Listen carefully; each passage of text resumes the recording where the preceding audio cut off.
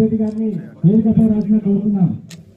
తెలంగాణ ప్రాంతంలో భూస్వామ్య వ్యతిరేక పోరాటాలు, రజాకార్ల వ్యతిరేక పోరాటాలు, భూ పోరాటాలు, విముక్తి పోరాటాలు, సామాజిక ఉద్యమాలు అనేకము తెలంగాణలో ఏ రకంగా వచ్చాయో మీ అందరికీ కూడా తెలుసు.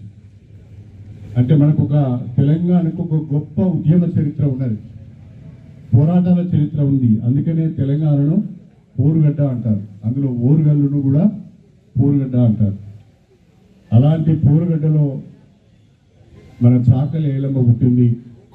చాకలి ఐలమ్మ వారసులుగా మనం అందరం కూడా ఈరోజు ఈ సమావేశంలో పాల్గొంటున్నామని చెప్పి నేను మీ అందరికీ సవినయంగా తెలియజేసుకుంటాను.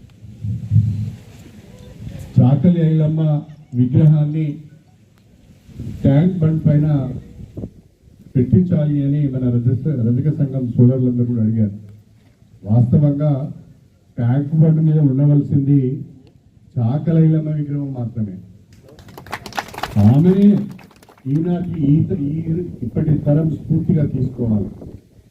చాలా మంది చరిత్రలో చాలా మంది ఆనాడున్న వాళ్ళ తెలివితేటలను బట్టి తక్కువ పని చేసి ఎక్కువ ప్రచారం చేస్తున్నారు. చాకలి ఐలమ్మ చేసింది చాలా గొప్ప పని, చాలా సాహసం చేసింది, దొరలకు వ్యతిరేకంగా తిరుగుబాటు చేసింది, కానీ చరిత్రలో ఎక్కువ ప్రస్తావించబడలేదు. కాబట్టి ఇప్పుడు ఆ చరిత్రను మనము తిరిగి రాయవలసిన అవసరం ఉన్నది.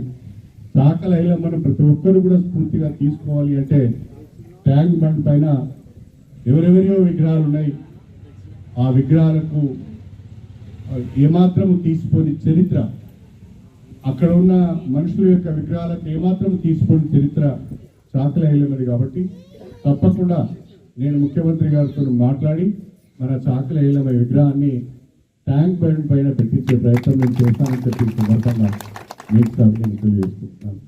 మొన్నటికి మొన్న గణపురం మండల కేంద్రంలో కూడా